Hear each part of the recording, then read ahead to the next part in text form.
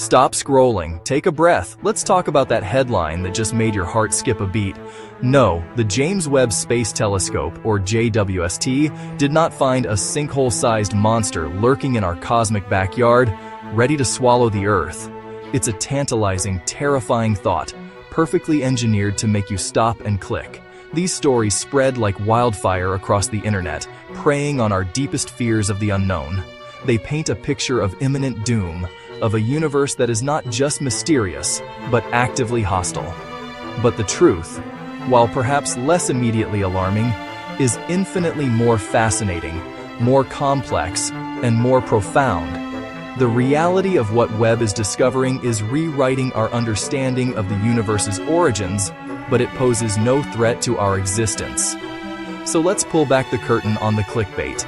Let's separate the sensational fiction from the scientific fact.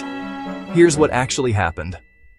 While we were going about our lives on this small blue marble, humanity's most powerful eye in the sky was peering deep into the abyss of space and time. It wasn't looking for threats near home. It was hunting for ghosts from the dawn of the universe. And what it found has sent shockwaves through the astronomical community, not because of any danger, but because it challenges the very foundations of what we thought we knew about the cosmic giants known as black holes. NASA's James Webb has indeed spotted some jaw-dropping black holes, but these aren't neighborhood bullies. They are ancient, distant, and utterly magnificent enigmas. We're talking about discoveries that are forcing us to rethink the timeline of the cosmos itself. For instance, Webb turned its golden eye towards a pair of colliding galaxies known as ARP 220, a celestial train wreck happening 250 million light-years away. Astronomers have nicknamed it the Infinity Galaxy because of its shape. At the heart of this chaotic merger, Webb found not one, but two supermassive black holes, each millions of times the mass of our Sun, orbiting each other in a deadly dance. They are surrounded by a donut-shaped ring of gas and dust, 100 light-years across, that is birthing stars at a furious rate. This observation gives us an unprecedented look at how galaxies grow and how their central black holes co-evolve, a process that was likely common in the early universe but is now a rare spectacle. One of these black holes is a behemoth, weighing in at a staggering 1 million times the mass of our Sun. And this leads to one of the most exciting new theories. How do you get such a massive black hole so quickly? The traditional model involves a large star collapsing, forming a small black hole, which then slowly grows by gobbling up gas and merging with other black holes over billions of years. But some of Webb's discoveries don't fit this slow and steady timeline. So, astronomers are now seriously considering a radical alternative: direct collapse. The idea is that in the very early universe, under just the right conditions, a colossal cloud of primordial gas could have become so dense that it collapsed under its own gravity, skipping the star phase entirely and forming a massive black hole seed from the get-go. Webb has found potential candidates for this very process, objects that look like massive black holes without the expected surrounding starlight of a host galaxy. It's a theory that was on the fringes, but Webb's data is bringing it into the mainstream. Webb has also given us a new look at the supermassive black hole closer to home, much closer, but still perfectly safe. At the heart of our own Milky Way galaxy, 27,000 light-years away, lies Sagittarius A. For a long time, it was considered a relatively quiet, sleeping giant. But Webb's sensitive infrared instruments have captured frenetic flares erupting from the material swirling just outside its event horizon. These aren't just random flickers.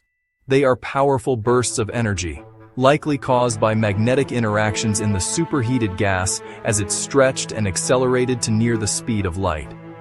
Observing these flares helps us understand the chaotic, violent environment at the edge of our galaxy's central engine, providing crucial data to test Einstein's theories of general relativity in the most extreme conditions imaginable. Perhaps the most paradigm-shifting discovery of all, however, comes from Webb's ability to act as a time machine. By capturing light that has traveled for over 13 billion years, it sees the universe as it was in its infancy. And in that cosmic dawn, it has found black holes that simply shouldn't exist. According to our previous models, there just wasn't enough time for them to grow so large.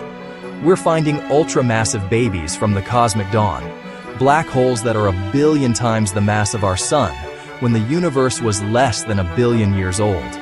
These are not just slightly bigger than expected, they are monstrously oversized for their age, containing a much larger fraction of their host galaxy's mass than the black holes we see in the universe today.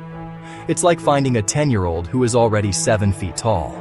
It breaks the growth charts and forces us to ask, were the first black holes born different? Did they grow by a mechanism we haven't even imagined yet?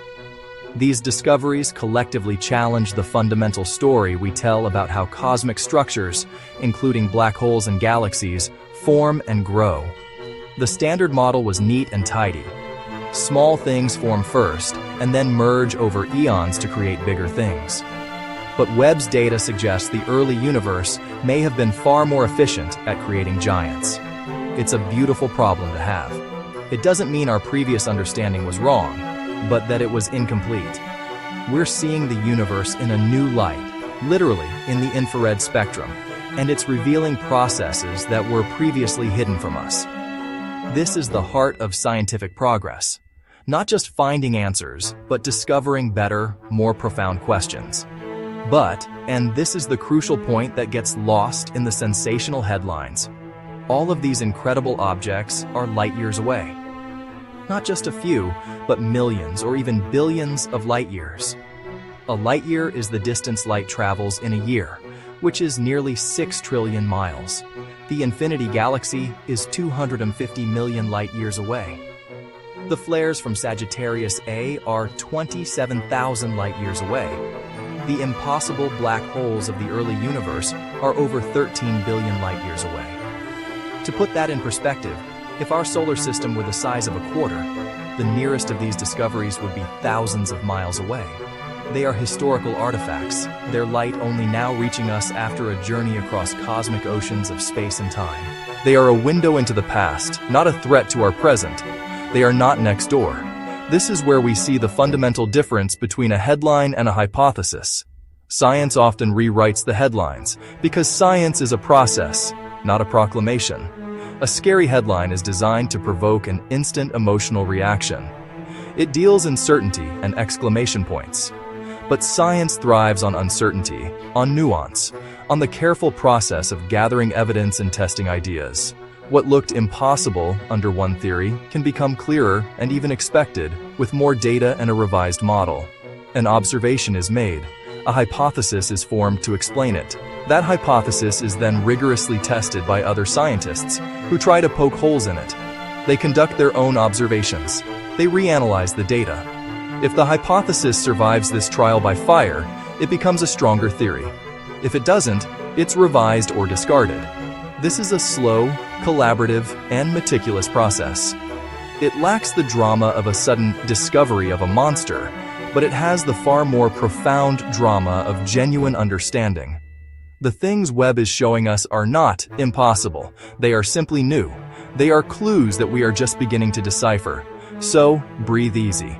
The next time you see a headline that makes you fear the sky is falling, remember the vast, silent distances between the stars. Remember the careful, cautious nature of real science. The universe is certainly full of wonders and terrors, of immense power and unimaginable scales. But those forces are playing out on a stage so vast that our own world is but a quiet corner of the theater. What Webb offers us is not a reason for panic, but a reason for awe. It's a reminder that we are part of a story that began billions of years ago, a story of collapsing gas clouds, colliding galaxies, and the birth of giants in the dark. These are incredible distant discoveries, not a solar system emergency. They are invitations to look up, to wonder, and to appreciate the magnificent unfolding mystery of which we are a tiny thinking part.